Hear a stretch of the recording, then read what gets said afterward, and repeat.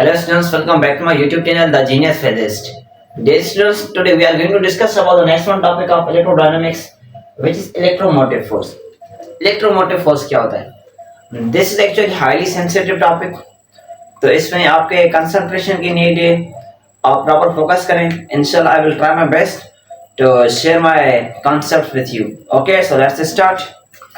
तो हम firstly focus करते हैं जो इंटर लेवल तक बातें हैं, छोटी छोटी डिटेल में नहीं जाते, जो छोटी छोटी बातें हैं इंटर लेवल तक, फिर हम डायग्राम लेकर हम बीएस लेवल तक मूव करेंगे. ठीक है, तो फर्स्टली हम इस वीडियो का जो 5-6 मिनट का पार्ट होगा, सेक्शन होगा, उसमें हम डिस्कस करेंगे अबाउट इंटर लेवल तक. Then after we are going to move.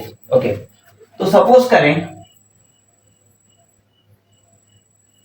हमारे पास एक रेजिस्टर है और इस रेजिस्टर को हमने कनेक्ट किया है किसी बैटरी के टर्मिनल के साथ. This is our resistor which is connected with battery, जिसको हमने बैटरी के साथ कनेक्ट किया. ये बैटरी का पॉजिटिव टर्मिनल है और ये बैटरी का नेगेटिव टर्मिनल है. और यहाँ पर हमने सप्लाई किए वोल्टेज, यहाँ पर हमने सप्लाई किए वोल्ट. सपोज करते हैं यहाँ पर वोल्टेज है 12 volt. Here we supplied total amount of voltage which is equal to 12 volt. Okay, and this is resistance. ये हमारे पास क्या है, इसकी रेजिस्टेंस है. तो जब हमने ये सप्लाई किया है तो ये रेजिस्टर बल्ब भी हो सकता है, पंखा भी हो सकता है, व्हाटएवर कुछ भी हो सकता है. तो ये हमने 12 वोल्ट यहाँ से प्रोवाइड किए. सपोज करें यहाँ पर अपीयर हुए 11 वोल्ट. इस रेजिस्टर के पास जो अपीयर्ड अमाउंट ऑफ एनर्जी है वो है हमारे पास 11 volt. This is appeared amount of energy which is 11 volt and this is total amount of energy which is 12 volt. Now question is that where is 1 volt. 12 volt total है, हमने total supply किया है, मगर यहाँ पर जो appeared amount है that is actually 11 volt. Then where is 1 volt. 1 volt किधर गया? तो 1 वोल्ट एक्चुअली इस सर्किट में लॉस हो गया है. इस सर्किट की अपनी एक इंटरनल रेजिस्टेंस है, सर्किट की एक अपनी रेजिस्टेंस है. तो मतलब ये जो टोटल वोल्टेज है ये डिस्ट्रीब्यूशन है इसकी दो रेजिस्टेंस में. एक वो रेजिस्टेंस जो हमारे पास कैपिटल आर है, एक स्मॉल आर जो इसकी इंटरनल रेजिस्टेंस है सर्किट की. तो इसकी दो रेजिस्टेंस है, उसमें ये डिस्ट्रीब्यूशन हो रही है. तो इसकी जो टोटल है जो अपीयर्ड हुआ वो 11 वोल्ट और जो हमारे पास 1 वोल्ट लॉस हो चुका है this is actually internal resistance of circuit. ये सर्किट की इंटरनल रेजिस्टेंस में लॉस हो चुका है. लाजमी है कि इस पॉइंट पर भी हो सकता है, इस पॉइंट किसी भी पॉइंट पर लॉस हो सकता है. जस्ट मैंने ये मेंशन किया है कि जो 1 वोल्ट है ये लॉस हुआ. ओके, तो जो टोटल वोल्टेज वो क्या हुई, एक ये हुई अपीयर्ड को हम लिखते हैं V प्लस में हमारे पास क्या है वो दूसरा एक है लॉस, इसको लिखते हैं V डैश. और जो टोटल है इसको हम लिखते हैं EMF, इसको हम शो करते हैं E के साथ. ओके, सो हम इसको इस तरह लिख सकते हैं E is equal to V plus में I into R according to Ohm's law. हमने ओम्स लॉ पढ़ा है, V is equal to I R. ये चीज हमने डिस्कस की है, V is equal to IR. So here this is Ohm's law, I into capital R. This is also Ohm's law, but keep in mind here is small internal resistance. यहाँ पर छोटी सी internal resistance है, ये छोटा सा loss है, that is actually voltage. ये क्या है voltage. तो हमें क्या चाहिए, हमने किस कॉन्सेप्ट को लेना चाहा ये बात, क्योंकि क्या लेना देना इस पॉइंट से. तो एक्चुअली आप देखें यहां पर एक अपीयर्ड अमाउंट, एक हमारे पास है टोटल अमाउंट. जो अपीयर्ड अमाउंट ऑफ एनर्जी है this 12 volt is actually energy and this 11 volt is also energy. 11 volt भी ये एनर्जी है, 12 वोल्ट भी एक हमारे पास एनर्जीज हैं, दोनों एनर्जीज हैं. जो अपीयर्ड अमाउंट ऑफ एनर्जी है, जो अपीयर्ड अमाउंट ऑफ एनर्जी है, हम इसको कहते हैं electric potential. This actually electric potential. जो टोटल अमाउंट ऑफ एनर्जी है including internal loss and 11 volt, जो टोटल अमाउंट ऑफ एनर्जी है including internal loss and 11 volt. जो इंटरनल लॉस है, जो अपियर्ड का जो सम है, दैट इज एक्चुअल ईएमएफ। वो क्या है हमारे पास? ईएमएफ है। उसको हम कहते हैं इलेक्ट्रोमोटिव फोर्स। वो बराबर है V plus I into R. Okay, तो ये हमारे पास ईएमएफ आ चुका है। अगर मैं कहूं आइडियल सर्किट के लिए, आइडियल सर्किट हम लेंगे तो इसकी इंटरनल रेजिस्टेंस क्या होगी? जीरो होगी, ज्यादा से ज्यादा एफिशिएंसी मिलेगी। अगर हम स्मॉल आर को जीरो ले लें, आइडियल कंडीशन में अगर हम स्मॉल आर को, जो स्मॉल आर अवेलेबल है, इसको जीरो ले लें, तो इस केस में जो अपियर्ड अमाउंट है, जो टोटल अमाउंट ऑफ एनर्जी है, दोनों क्या हो जाएंगे? इक्वल हो जाएंगे। तो फाइनली हमारे पास जो इलेक्ट्रोमोटिव फोर्स है, इसको हम कहते हैं this is total amount of energy, this is total amount of energy supply to unit charge. किसी यूनिट चार्ज पे जो टोटल अमाउंट ऑफ एनर्जी हम सप्लाई करते हैं वर्क डन करने के लिए, that is said to be actually electromotive force. और जो अपियर्ड अमाउंट है, दैट इज एक्चुअली पोटेंशियल। वो हमारे पास पोटेंशियल है। दोनों का यूनिट सेम है, इसका भी वोल्ट है, इसका भी वोल्ट है, मगर डिफरेंस ये this is total amount of, जो टोटल अमाउंट है उसमें लॉस वगैरह नहीं है, जो अपियर्ड है इसमें लॉस हुई है। यहां पर 1 वोल्ट की लॉस है। तो जो अपियर्ड अमाउंट ऑफ एनर्जी होता है उसको हम कहते हैं पोटेंशियल, और जो टोटल अमाउंट ऑफ एनर्जी होता है उसको कहते हैं इलेक्ट्रोमोटिव फोर्स। तो इस सेम पॉइंट को, इन सेम चीजों को डेविड गेट्स के बुक ने डिफरेंट डायग्राम के बेस पर एक्सप्लेन करने की कोशिश की है। एक डिफरेंट डायग्राम दिया है। ओके, तो उस डायग्राम को समझने की कोशिश करते हैं। तो ये था हमारे पास पार्ट, जो इंटर में छोटी मोटी बातें अवेलेबल है। ओके, तो अब हम फोकस करते हैं अपने बीएस लेवल पर। सपोज करते हैं हमारे पास एक सर्किट है। ये सर्किट कुछ इस तरह बना हुआ है।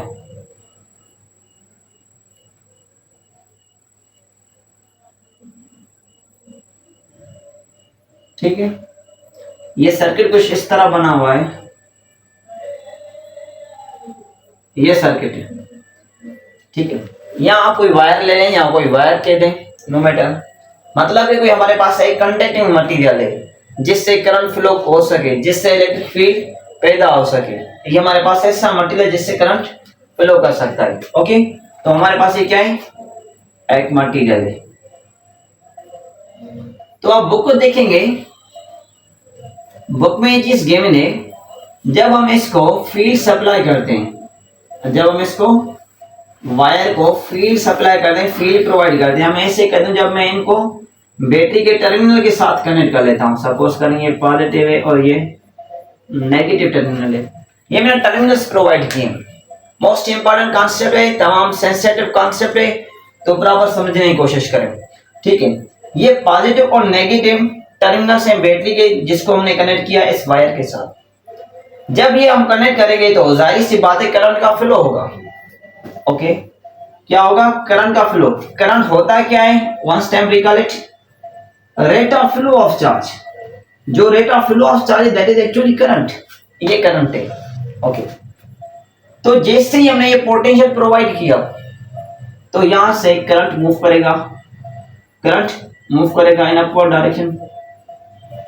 सपोज करें करंट मूव करके अपवर्ड गया है, तो ये बात भी आपको माइंड होना चाहिए, जो करंट मूव करता है उसकी हाई स्पीड होती है। कहा जाता है कि this near about speed of light. Current की इतनी स्पीड होती है near about equal to light.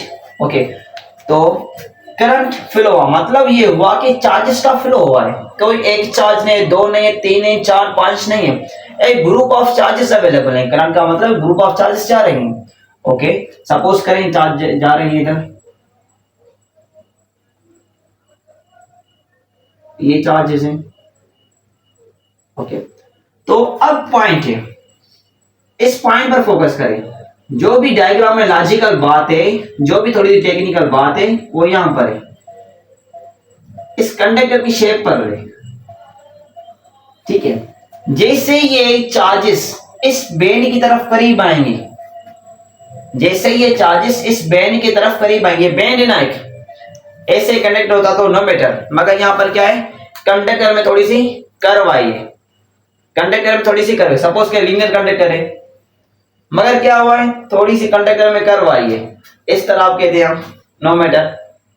ऐसे चार्जेस जा रहे हैं, फिर एक बैंड आया है, डायरेक्शन चेंज हुआ है चार्जेस का। तो सेम वे से यहाँ पर भी यही सिचुएशन है। तो जैसे जैसे ये इस बैंड के करीब आएंगे चार्जेस, तो इन चार्जेस की जो स्पीड होगी वो स्लो डाउन हो जाएगी। नॉर्मल केस में भी आप देखें, जब हम किसी रास्ते से जाते हैं, अगर हमें टर्न करना पड़ता है, हम अपनी स्पीड के साथ गए, अगर हमें टर्न करना पड़ता है तो हम स्लो होते हैं, हमारी स्पीड स्लो डाउन हो जाती है। क्यों स्लो डाउन हो जाती है? क्योंकि बैंड है।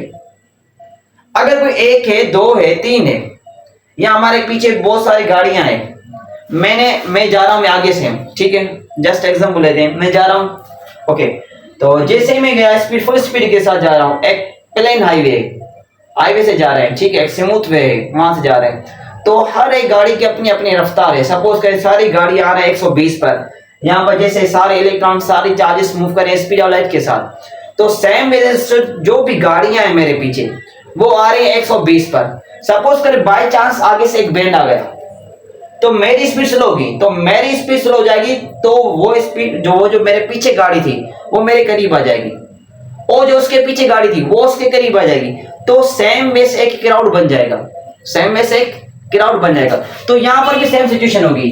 जैसे ही ये इलेक्ट्रॉन, सपोज करें ये चार्ज यहाँ पर स्लो हुई है, ये चार्ज इधर आई इस बैंड में, तो ये चार्ज स्लो हुई, तो इसके स्लो होने से जो इसके पीछे चार्ज थी उसकी तो स्पीड आए ना, वो इस बैंड के करीब आ जाएगी, वो इस बैंड के करीब आ जाएगी। जब इस बैंड के करीब आ जाएगी तो इसकी फिर स्पीड स्लो हो जाएगी।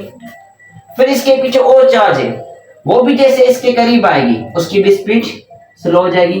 तो यहाँ पर क्या हो जाएगी, चार्ज की एक्यूमुलेशन हो जाएगी, चार्ज की डेंसिटी बढ़ जाएगी। क्या होगा यहाँ पर, चार्ज की डेंसिटी बढ़ जाएगी। तो there is accumulation of charge. यहां पर क्या हुआ है, चार्जेस की एक्यूमुलेशन हुई है, चार्जेस स्टोर हुई है। तो चार्जेस के स्टोर होने से क्या होगा, तो देखिए ये सारे इलेक्ट्रॉन्स हैं, ये सारी चार्जेस हैं, ये सारी चार्जेस हैं, बिल्कुल स्मूथली जा रहे हैं। इस डायग्राम में थोड़ा सा इधर एक्सप्लेन करने की कोशिश करता हूं फर्दर। सपोज करें ये बैंड है, इस बैंड में चार्जेस आएंगे, तो चार्जेस मतलब इलेक्ट्रॉन्स यहाँ पर सारे एक्यूमुलेट हो चुके हैं, यहाँ पर इलेक्ट्रॉन्स क्या हुए, एक्यूमुलेट हुए, सारे एक दूसरे के करीब आ चुके हैं। जब ये एक दूसरे के करीब आएंगे तो इनके दरमियान में एक फोर्स क्रिएट होगा जिसको हम कहते हैं electrostatic force. These are electrons, these are same type of charges, this flow is actually same type of charges, ये सेम चार्जेस का फ्लो है।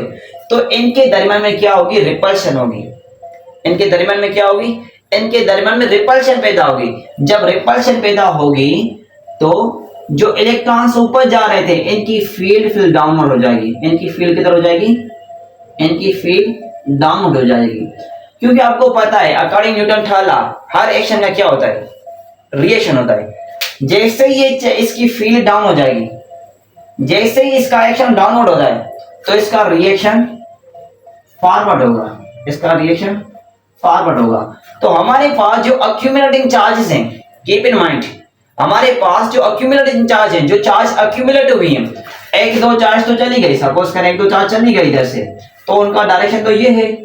मगर जो अक्यूमुलेट हुई हैं, इस पॉइंट पर एक दूसरे के साथ चार्जेस मिली हैं, तो इसमें क्या हुआ है, रिपल्सिव फोर्स हुआ है। तो रिपल्शन की वजह से जो इनकी फील्ड का डायरेक्शन है वो है डाउनवर्ड, उनकी फील्ड का डायरेक्शन क्या है, डाउनवर्ड। मगर कीप इन माइंड इनके करंट का डायरेक्शन क्या है, करंट का डायरेक्शन कंटिन्यूअसली अपवर्ड है।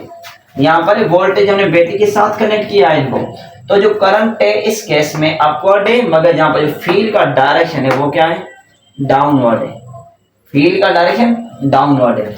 और इस केस में क्या होगा, इसकी फील्ड ये है, तो यहाँ पर जो करंट मिलेगा इसको हम कहेंगे करंट आउट, करंट आउट। और इस पॉइंट पर जो करंट मिलेगा इसको हम कहेंगे this is a band current, उसको हम क्या कहेंगे, this is said to be band current. इसको हम कहते हैं कि ये हमारे पास क्या है, ये बैंड करंट है, this is said to be band current. तो keep in mind it is most important point. So band current is maximum, band current is maximum then that of out current. जो band current है वो out current से maximum है, ये point note कर लें। Band current is greater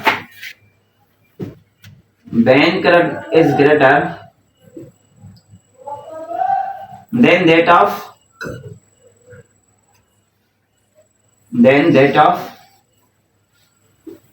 out current, जो out current है this less than that of band current. यहाँ पर जो चार्जेस स्टोर हुए हैं, जितनी चार्जेस ज्यादा स्टोर होंगी तो जाहिर सी बात है ज्यादा इलेक्ट्रिक फील्ड बनेगी, ज्यादा इलेक्ट्रिक फील्ड बनेगी तो करंट ज्यादा होगा। तो यहाँ पर जो करंट है वो है बैंड करंट, बैंड करंट ज्यादा है। बैंड करंट मैक्सिमम होने से इनमें क्या हुई, एक रिपल्शन हुई है चार्जेस की एक्यूमुलेशन की वजह से। यहाँ पर क्या हुई है, यहाँ पर एक दूसरे की रिपल्शन हुई चार्जेस में, तो एक फील्ड डाउनवर्ड है एक फील्ड अपवर्ड है। ओके, तो keep in mind, so because of accumulating charges की वजह से जो फील्ड बनी है वो डाउनवर्ड है। This field is because of accumulating charge, ये accumulating चार्जेस की वजह से फील्ड बनी है।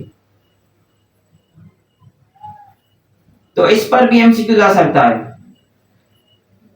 कि जो करंट है और जो फील्ड accumulating चार्जेस की वजह से बनी है, करंट और जो फील्ड accumulating चार्जेस की वजह से बनी है उनका डायरेक्शन क्या है, पैरेलल है एंटी पैरेलल।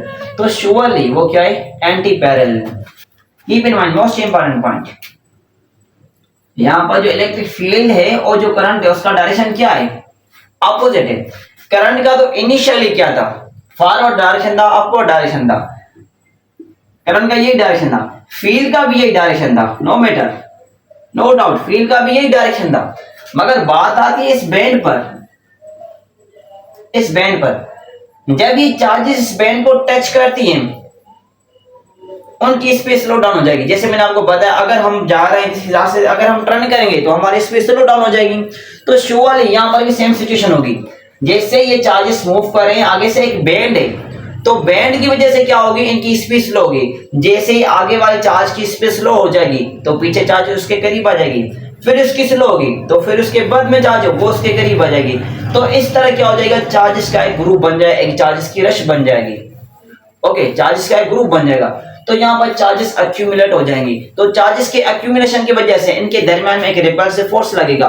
रिपल्सिव फोर्स की वजह से यहाँ पर फील्ड का डायरेक्शन डाउनवर्ड होगा और जो चार्जेस निकल गए उनका डायरेक्शन ये है। ओके, और दूसरी बात ये बताई, जो बैंड करंट है, ये जो बैंड करंट है, इस बैंड करंट का अमाउंट क्वांटिटी ज्यादा होता है as compare to this outward current. और यह बात भी आपको माइंड होनी चाहिए, यहां पर अक्यूमुलेटिंग चार्जेस के पास यहां बैंड के करीब जो स्पीड होती है वो स्लो डाउन होती है। ये जो करंट की स्पीड होती है नियर टू बैंड, इस बैंड के करीब जो चार्जेस की स्पीड होती है वो स्लो डाउन होती है। मगर इस साइड पर इसकी स्पीड इंक्रीज हो जाती है, क्योंकि जितने फोर्स से ये नीचे आई है उतने फोर्स से ये आगे जाएंगी, जितने फोर्स से ये नीचे है। सपोज करें जहां पर जो इलेक्ट्रिक फील्ड है, लेट्स सपोज यहां से चार्जेस बैकअप पर आई हैं, उनका बैकअप है 2 मीटर पर सेकंड के साथ, 2 मीटर पर सेकंड के साथ। या उनका हम करंट कहते हैं, सपोज कर लेते हैं उनका जो करंट है, चलो ठीक है वेलोसिटी ओके, इनकी स्पीड क्या है, वेलोसिटी क्या है, 2 मीटर पर सेकंड है। मगर यहां पर जो रिएक्शन हुआ है वो है 4 मीटर पर second. Now question is that I have told you there is Newton third law motion. तो न्यूटन का थर्ड लॉ कहता है every action there is a reaction, हर एक्शन का क्या होता है, रिएक्शन होता है। मगर मैग्नीट्यूड में इक्वल होता है, डायरेक्शन में अपोजिट, दैट्स वन करेक्ट।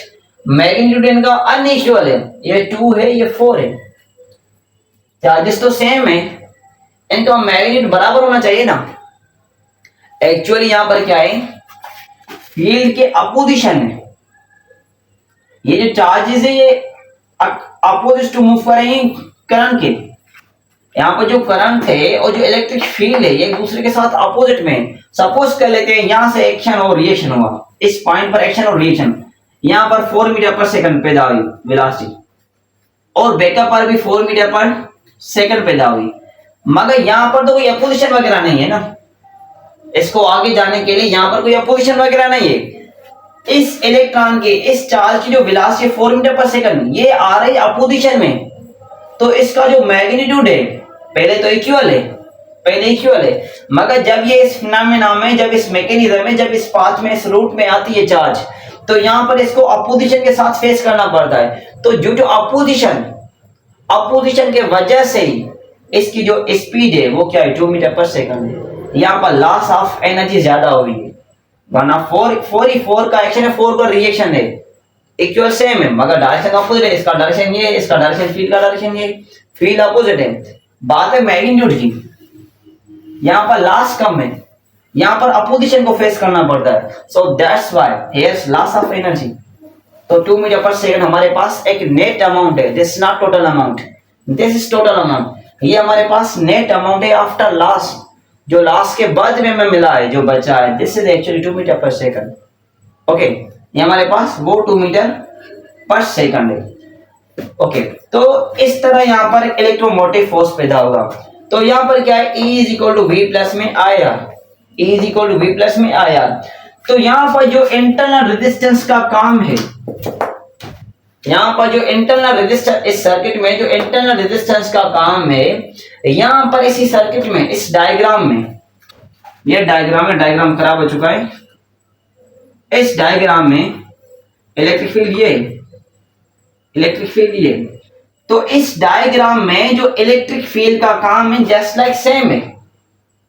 यहाँ पर रेजिस्टेंस का जो काम है, अपोजिशन वाला काम है, लॉस ऑफ एनर्जी वाला काम है, यहाँ पर भी इस फील्ड का यही काम है, करंट अपवर्ड डायरेक्शन में और फील्ड डाउनवर्ड डायरेक्शन में। तो यहाँ पर भी रेजिस्टेंस पैदा होती है। तो जस्ट सर्किट एनालिसिस अलग है। तो ये हम यूज करते हैं formula just only for the internal resistance of cell. अगर कोई सेल उसकी इंटरनल रेजिस्टेंस मालूम का नहीं हो, तो in that case we will use this formula. अगर हम किसी सर्किट की बात करते हैं, किसी वायर की बात करते हैं, तो उस केस में ये सिचुएशन अलग होगी। अच्छा, अगर मैं आपसे कहूं कि हमारे पास ये वायर है, ये वायर है, इसमें बैंड वगैरह नहीं है, there is no any band, इसमें बैंड नहीं है, इसमें बैंड है, ये जो सारा मामला है ये बैंड का है, ठीक है, ये सारा मामला बैंड का है। अगर मैं इसको स्मूथ कर लूं, इसको मैं रोटेट करके स्मूथ करूं, पैरेलल करूं, तो ये जो सारी एक्सप्लेनेशन थी ये अपोजिट हो जाएगी, ये सारी एक्सप्लेनेशन अपोजिट हो जाएगी। ओके, तो यहाँ पर जो मेन बात है ये किसकी है, इस बैंड की है। इस बैंड की वजह से जो वेरिएशन आती है, स्पीड स्लो डाउन होती है, यहाँ स्पीड इंक्रीज हो जाती है, यहाँ फील्ड और इलेक्ट्रिक करंट की अपोजिशन होती है, this is because of this band. और इस बैंड में होता क्या है, अक्यूमुलेशन ऑफ चार्जेस होती है। तो अक्यूमुलेशन ऑफ चार्जेस की वजह से इलेक्ट्रिक फील्ड और करंट की अपोजिशन होती है, और जो अदर लॉसेस है, यहाँ हमारे पास जो इलेक्ट्रॉन की स्पीड है, जो चार्जेस की स्पीड है वो स्लो डाउन हो जाती है, and this is all of because of band. Okay, तो अब थोड़ा सा इसकी डेरिवेशन पर फोकस कर लेते हैं।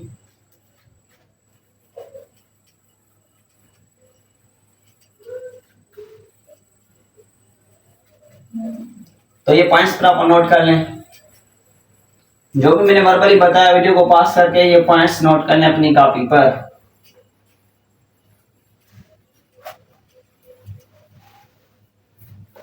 ठीक है, तो ये हमारे पास डायग्राम था।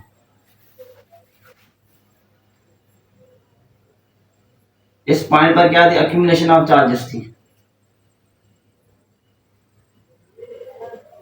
ओके, यहाँ पर इलेक्ट्रिक फील्ड का डायरेक्शन डाउनवर्ड था, और जो करंट था उसका डायरेक्शन अपवर्ड था। यहाँ पर इलेक्ट्रिक फील्ड का डायरेक्शन यही है, और करंट का भी डायरेक्शन यही है। ओके, तो ये चीज किस वजह से हुई है, because of accumulation of charge, charge की अक्यूमुलेशन की वजह से हुई है। ओके, तो हमने फार्मूला पहले ये पढ़ा इस सर्किट के लिए, E is equal V plus में IR, ये फार्मूला हमने पहले पढ़ा था। अब इसको हमने मॉडिफाई किया है, इस तरह किया है, जो इलेक्ट्रोमोटिव फोर्स है उसको हम यहाँ पर शो कर दें F के साथ, और जो वोल्टेज है उसको साथ कर दें, शो कर दें Fs के साथ। मैंने आपको बताया कि यहाँ पर इंटरनल रेजिस्टेंस है, यहाँ पर इस जगह पर जो इंटरनल रेजिस्टेंस का काम है, रेजिस्टेंस वाला काम है, तो इस पॉइंट पर सेम इलेक्ट्रिक फील्ड का काम ही रेजिस्टेंस वाला है, ये सेम काम इसका इलेक्ट्रिक फील्ड का है इस जगह पर। तो यहाँ पर हम लिखते हैं electric field, just no in difference. Okay, तो ये बातें आपको माइंड होनी चाहिए, ये एक डिफरेंस है छोटा सा। यहाँ पर जो रेजिस्टेंस का काम है सेम ही, यहाँ पर इलेक्ट्रिक फील्ड ने ये काम किया, इसने अपोजिशन की है, एक वोल्ट को लॉस किया है, यहाँ पर भी इलेक्ट्रिक फील्ड ने करंट की अपोजिशन की है। ओके, ये हमारे पास जो F शो करता है, this actually electromotive force and F is actually this volt. But keep in mind इस F इज को हम मल्टीपल चीजों में मालूम कर सकते हैं। This F is actually battery, ये बैटरी है या कोई अलग चीज सोर्स वगैरह हो सकता है।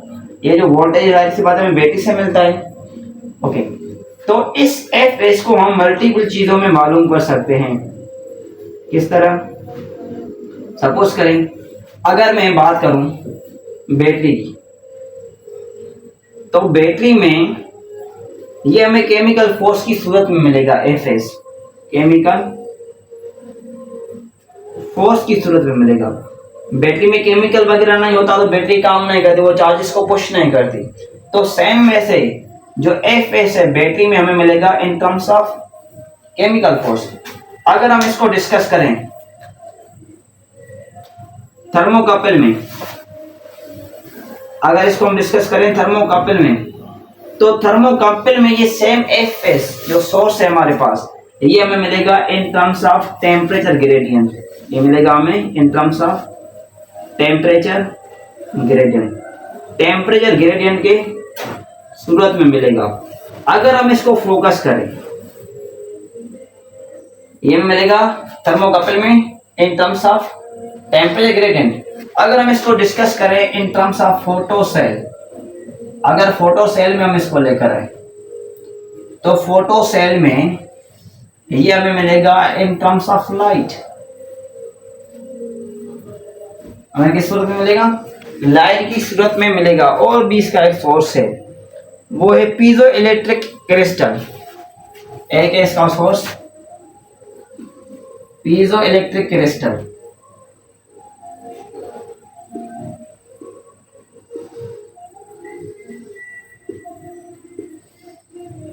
ठीक है, तो पीजो इलेक्ट्रिक क्रिस्टल में क्या होता है एक्चुअली, जो हमारे पास मैकेनिकल एनर्जी है, मैकेनिकल एनर्जी, इस मैकेनिकल एनर्जी को हम कन्वर्ट कर दें इलेक्ट्रिकल इम्पल्स फॉर्म में, इलेक्ट्रिकल इम्पल्स फॉर्म में। देखिए, तो ये एफ एस डिफरेंट चीजों में मुख्तलिफ सूरत में मिलती है। अगर बैटरी में बात करें तो केमिकल फोर्स की सूरत में मिलती है। अगर बात करें थर्मोकपल में तो टेम्परेचर ग्रेडियंट की सूरत में मिलती है। अगर इसको हम डिस्कस करें फोटो सेल में तो ये मिलती है लाइट की सूरत में। अगर हम डिस्कस करें इसको पीजो इलेक्ट्रिक क्रिस्टल में तो हमें मिलती है मैकेनिकल एनर्जी को कन्वर्ट करते हैं किसमें? इलेक्ट्रिकल इम्पल्स फॉर्म में। तो ये इस एक चीज की मल्टीपल प्लेसेस है, मल्टीपल प्लेसेस के साथ ही साथ उसके मल्टीपल फॉर्म्स है, मल्टीपल फॉर्म्स में मिलती है। बैटरी में केमिकल फोर्स, थर्मोकपल में temperature gradient, all this one. Okay, तो ये पॉइंट्स नोट कर लें। अब थोड़ी सी इसके आगे डेरिवेशन कर लें कि इलेक्ट्रोमोटिव फोर्स हम किस तरह मालूम करेंगे।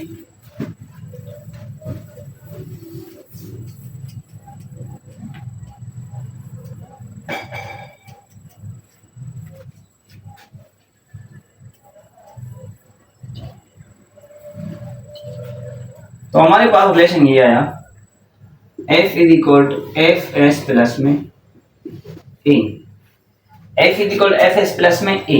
ओके, तो हमारे पास जो F है this is actually total net force. ये क्या है हमारे पास? Net force. यहाँ पर जिस तरह था electromotive force, this is actual total force, this is sum of appear voltage plus में लॉस वोल्टेज। ये वोल्टेज की लॉस हुई है, जो वोल्टेज की लॉस हुई इंटरनल लॉस प्लस में जो अपियर अमाउंट ऑफ वोल्टेज है उनका सम हमारे पास इलेक्ट्रोमोटिव फोर्स है। यहाँ पर भी सेम सिचुएशन है। ओके, तो ये हमारे पास एक फोर्स है। अब हम इसको थोड़ा सा मॉडिफाई करते हैं, इस इक्वेशन को हम थोड़ा सा मॉडिफाई कर सकते हैं। ठीक है, तो ये बात मान जाए this is actually total force. ये हमारे पास क्या है? टोटल फोर्स है। ओके, इसको हम थोड़ा सा मॉडिफाई कर लेते हैं। तो ये टोटल फोर्स था, हमें चाहिए इसका इलेक्ट्रोमोटिव फोर्स, हमें चाहिए इसका इलेक्ट्रोमोटिव फोर्स। तो ये बराबर होता है close integration F dot D L, this equal to close integration F dot D L. तो आप इसको सॉल्व करें, सॉल्व कर सकते हैं क्लोज इंटीग्रेशन सेम। तो एफ हमारे पास क्या है? This actually total force which is here, ये हमारे पास गिवन है टोटल फोर्स, ठीक है, ये टोटल फोर्स गिवन है। तो इस टोटल फोर्स का वैल्यू आप यहाँ प्लेस कर सकते हैं, एफ एस प्लस में E into D L. Okay, F क्या हमारे पास टोटल फोर्स है, नेट फोर्स है, वो हमने लिखा एफ एस प्लस में ई इंटू डी एल। इस इक्वेशन को इधर लेकर आए तो हमारे पास आ जाएगा close integration F S plus में E into D L. Okay, अब क्या करें, इसको अलग अलग मल्टीप्लाई कर लें, F S dot D L plus में integration close integration E dot D L, close integration E dot D L. तो ये हमें मिल गया। So focus on this second one term, इस सेकंड टर्म पर फोकस करें। तो हमने ये चीज पढ़ी है, फिफ्थ सेमेस्टर में हमने ये चीज पढ़ी है और इसके ऊपर वीडियो लेक्चर भी बना हुआ है, ये प्रूफ भी किया है हमने। ये जो क्लोज इंटीग्रेशन होती है E dot D L for electrostatics equal to 0। Keep in mind close integration E dot D L for the close surface for the electrostatics. Electrostatics के लिए ये चीज बराबर होती है किसके, 0 के बराबर होती है। ये लाइन इंटीग्रेशन है। अगर डीएल की बात है तो इसका मतलब ये कि ये लाइन इंटीग्रल है। अगर यहाँ पर एरिया होगी इसका मतलब ये होगा सरफेस इंटीग्रल है। अगर यहाँ पर वॉल्यूम होगा तो इसका मतलब ये होगा कि this is a volume integral. So here this is a surface integral. So surface integral E dot D L equal to 0 for electrostatics. Okay, तो ये टर्म क्या हो जाएगा, ये टर्म हो जाएगा 0। तो रिमेन हमारे पास आएगा F S dot D L. तो हमारे पास ये इसका वैल्यू आया है F S dot D L. ये हमारे पास क्या है, इसका इलेक्ट्रोमोटिव फोर्स आया है। ओके, तो इस पॉइंट को नोट करें, ये हमारे पास आया है इलेक्ट्रोमोटिव फोर्स। अगर बात करें जैसे लाइक यहाँ पर मैंने बात की आइडियल कंडीशन के लिए कि इंटरनल रेजिस्टेंस क्या है, 0। इंटरनल रेजिस्टेंस क्या है, 0। अगर मैं बात करें यहाँ पर आइडियल सोर्स के लिए, आइडियल सोर्स के लिए तो हमारे पास होता है E इज इक्वल टू या F is equal to F S plus में इन। ओके, अगर हम बात करेंगे आइडियल सोर्स के लिए तो आइडियल सोर्स में जो F होता है वो 0 के इक्वल होता है for ideal source. Ideal source वाली कंडीशन में जो F होता है दिस एक्चुअली इक्वल टू 0। जो इलेक्ट्रोमोटिव फोर्स होता है वो 0 के इक्वल होता है। तो हमारे पास क्या बचता है, E is equal to minus में F S, E is equal minus F S. तो इस चीज को हम ग्राफ से समझ सकते हैं, E is equal to minus में एफ एस। जो इलेक्ट्रिक फील्ड है जो सोर्स से हमें अमाउंट मिल रही है उसकी अपोजिशन कर रही है। तो हमने इस डायग्राम में पढ़ी, ये हमारे पास फील्ड है, ये फील्ड क्या कर रही है, करंट की अपोजिशन कर रही है। तो करंट का सोर्स क्या है, बैटरी है। तो F as actually source which is battery, ये सोर्स है। तो इनके दरमियान में क्या है, अपोजिशन है। तो ये सारी चीजें हमने डिस्कस की। अपोजिशन किस चीज की वजह से, कौन से फैक्टर्स हैं जो अपोजिशन के लिए रेस्पॉन्सिबल हैं। ओके, अब की पॉइंट्स नोट कर लें। की पॉइंट्स क्या हैं कि electric field and current in this case are going to oppose, ये एक दूसरे की अपोजिशन करते हैं। इनकी अपोजिशन का काज क्या है, इनकी अपोजिशन का रीजन क्या है, सबब क्या है, अक्यूमुलेटिंग चार्ज। ये accumulating charges are responsible for the opposition of this electric field and current. Current और इलेक्ट्रिक फील्ड की जो अपोजिशन के लिए रेस्पॉन्सिबल है वो कौन है, अक्यूमुलेटिंग चार्जेस हैं। ओके, अक्यूमुलेटिंग चार्जेस के लिए रेस्पॉन्सिबल कौन है, दिस बैंड। ये बैंड रेस्पॉन्सिबल है चार्जेस की अक्यूमुलेशन के लिए। अगर ये रूट, ये रास्ता स्मूथ होता तो चार्जेस इजीली फ्लो कर लेते, मगर यहाँ पर बैंड है। तो जब ये आगे जाएगा करंट, चार्जेस आगे जाएंगे तो इस बैंड के करीब ही जब आएंगे टर्न करेंगी, तो टर्न करने के लिए जाहिर सी बात है उन चार्जेस को अपनी स्पीड स्लो करनी पड़ेगी। जब ये अपनी स्पीड स्लो करेंगी तो पीछे वाली चार्ज जल्दी में आ जाएगी, फिर वो स्लो होगी टर्न करने के लिए, तो फिर दूसरी चार्ज आ जाएगी, तो इस तरह ये फिनोमेना कंटिन्यूस चलता रहेगा। ओके, तो उस वजह से क्या होगी, रिपल्शन होगी। रिपल्शन की वजह से इसकी इलेक्ट्रिक फील्ड इधर होगी, इसकी इधर होगी। ओके, तो according to Newton third law of motion, Newton of third law भी यहाँ पर अप्लाई कर सकते हैं। Okay viewers, I think that's will be enough for today's lecture. If you have any question, you are free to ask. Okay viewers, see you next. Thank you.